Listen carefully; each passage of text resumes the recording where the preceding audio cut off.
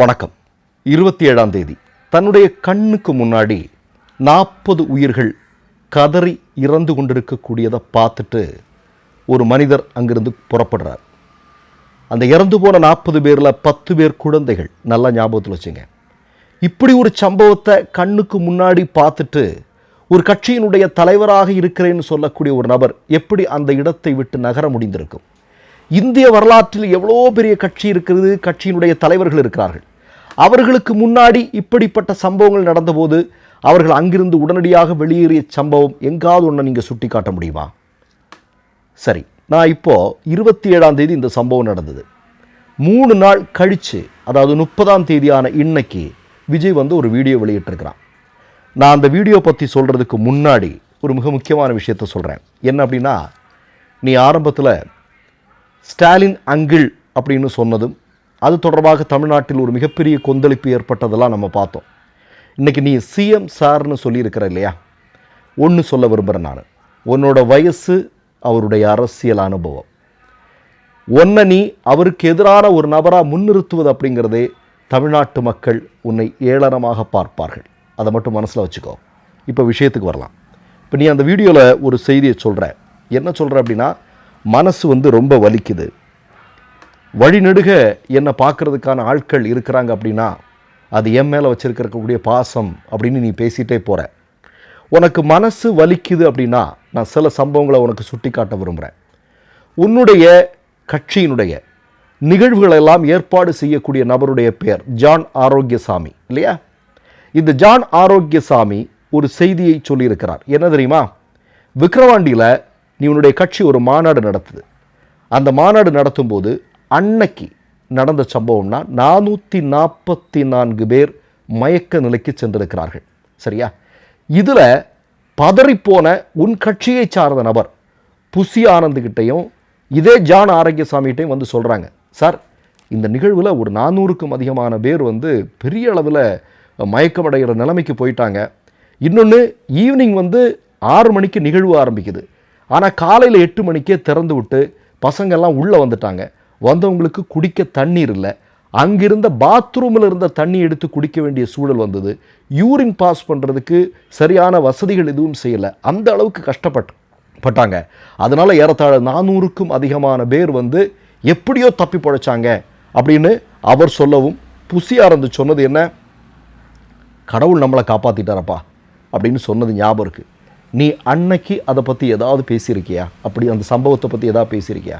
சரி, அந்த சம்பவம் நடந்ததற்கு பிறகு 4 பேர் ரயிலில் போயிட்டு இருக்க டைமில் அடிபட்டு இறந்து போயிருக்கிறாங்க. 2 பேர் விஜயனுடைய கட் அவுட்டை அங்கே நடக்கக்கூடிய அந்த ஒளிவிளக்கு அலங்காரங்களை பார்த்துட்டு இருக்கும்போது 2 பேர் செத்துருக்கிறான்.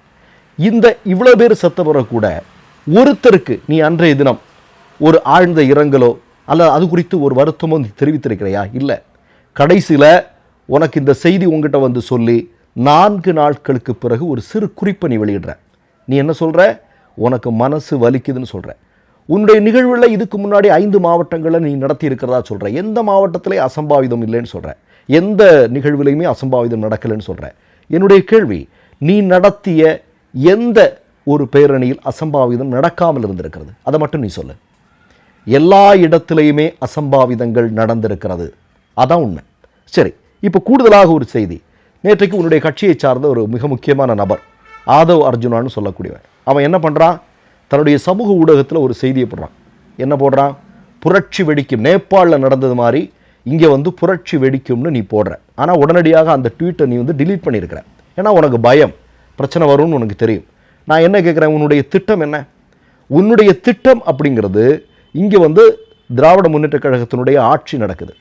இப்போ இந்தியாவில் பெரும்பாலான மாநிலங்கள் மிகப்பெரிய கொந்தளிப்புக்குள்ளே இருக்குது. நமக்கு தெரியும், மணிப்பூரில் என்ன நடக்குன்னு தெரியும், லடாக்கில் என்ன நடக்குன்னு தெரியும், குஜராத்தில் முந்தா நாள் என்ன நடந்தது அப்படின்னு தெரியும். அப்படி பட்டியலிட்டே நம்ம சொல்ல முடியும். ஓரளவுக்கு அமைதியாக இருக்கக்கூடிய மாநிலங்களுடைய பட்டியலில் தமிழ்நாடு இருக்கிறது. அதற்கு மிக முக்கியமான காரணம் என்ன? இங்கு இருக்கக்கூடிய ஆட்சி. இப்போ நீ இந்த இடத்துல இப்படி ஒரு பிரச்சனையை நீ கிளப்புறதன் மூலமாக உன் கூட இருக்கிற சில பசங்க இருக்கிறாங்க இல்லையா, இவனுங்களில் எவனாவது ஒருத்தன் ஏதாவது ஒரு செயலை செய்ய, அதன் மூலம் மாணவர்கள் வீதிக்கு வர, இங்கே ஒரு துப்பாக்கிச்சூடு நடக்க, இதன் மூலமாக ஒரு பதட்டத்தை உருவாக்க, உன்னுடைய ஆளாக இருக்கக்கூடிய கவர்னர் உடனடியாக ஆட்சியை கலைக்க, 6 மாதத்தில் தேர்தலை நடத்த, நீ நினைக்கக்கூடியதெல்லாம் இங்கே கொண்டு வரலாம் அப்படிங்கிற திட்டத்தோடு நீ இருக்கிற. ஆனால் ஒன்று மட்டும் நல்லா புரிஞ்சுக்கோ, நீ நினைக்கிற மாதிரி தமிழ்நாட்டு மக்களோ இன்றைக்கு தமிழ்நாட்டை ஆட்சி செய்து கொண்டிருப்பவர்களோ அவர்களோ அப்படிப்பட்டவர்கள் அல்ல. அவர்களை நீ குறைவாக மதிப்பிடாத. அது உனக்கு மிகப்பெரிய ஆபத்தை ஏற்படுத்தும். அதெல்லாம் நல்லா மனசில் வச்சுக்கோ. இப்போ கூடுதலாக நான் ஒரு செய்தியை சொல்கிறேன். அதாவது நீ அந்த இடத்துக்கு போயிருக்கிற, அந்த இடத்துல நடந்த அசம்பாவிதத்திற்கு நாங்களோ யாருமே பொறுப்பே கிடையாது அப்படின்னா அந்த இடத்துல அசம்பாவிதம் நடப்பதற்கு யார் பொறுப்பு என்று சொல்கிறாய்? உன்கிட்ட ஒரே ஒரு செய்தியை சொல்கிறேன். இன்றைக்கு காவல்துறையின் மீது பழி போட்டுட்டு இருக்கிற இல்லையா? நீ இந்த நிகழ்ச்சி துவங்கக்கூடிய நேரத்தில் முதல் வார்த்தையாக நீ என்ன சொல்லியிருக்கிற? நான் இந்த இடத்துல இவ்வளோ அமைதியாக இங்கே வந்து இப்படி ஒரு என்னுடைய மக்களை பார்த்து நான் பேச முடிகிறது அப்படின்னா தமிழ்நாட்டு காவல்துறை செய்திருக்கக்கூடிய பேருதவிதான். அவர்களுக்கு நான் நன்றி கடன் பட்டிருக்கிறேன் அப்படின்னு சொல்லியிருக்கியா இல்லையா? அந்த வீடியோவில் நீ பேசியிருக்கியா இல்லையா? ஆனால் காவல்துறையை இன்றைக்கு வசைபாடி கொண்டிருக்கிறீர்கள். ஒன்றை மட்டும் நீ உறுதியாக மனசில் வச்சுக்கோ எப்போவுமே.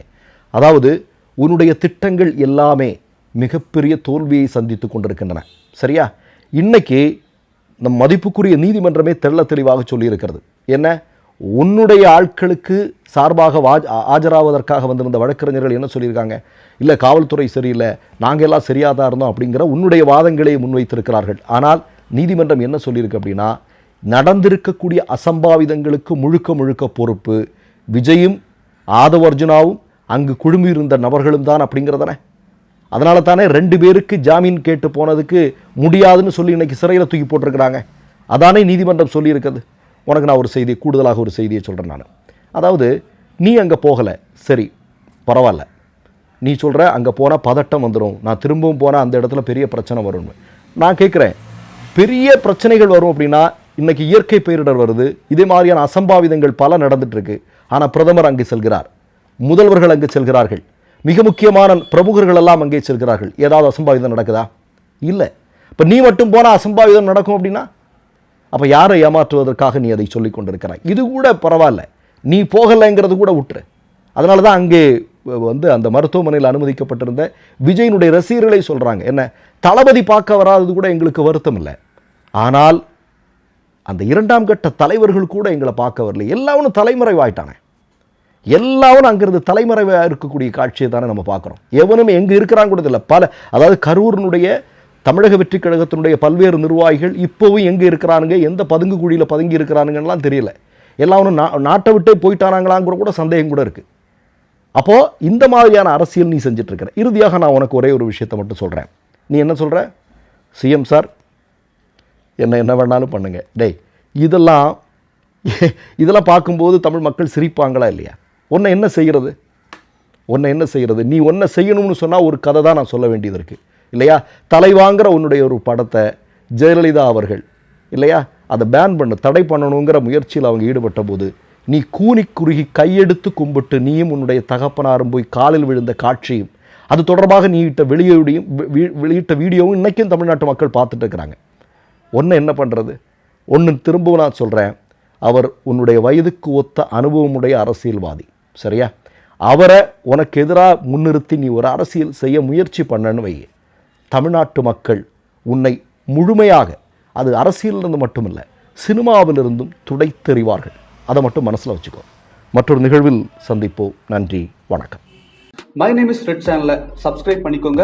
அதுக்கப்புறமா பக்கத்தில் இருக்கிற ஜாயின் பட்டனை கிளிக் பண்ணீங்கன்னா ஒரு நியூ பேஜ் ஒன்று ஓப்பன் ஆகும். அதுலேயும் ஜாயின் பட்டனே கிளிக் பண்ணிக்கோங்க. அதில் பார்த்தீங்கன்னா credit R debit card options இருக்கு.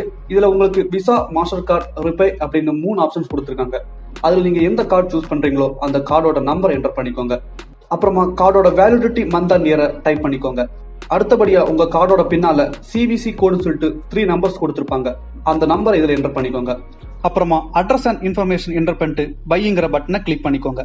ஒருவேளை உங்க கார்டு நம்பர் இன்வாலிட்னு காமிச்சிச்சுன்னா உங்க கார்டுல இன்டர்நேஷனல் யூசேஜை எனேபிள் பண்ணுங்க.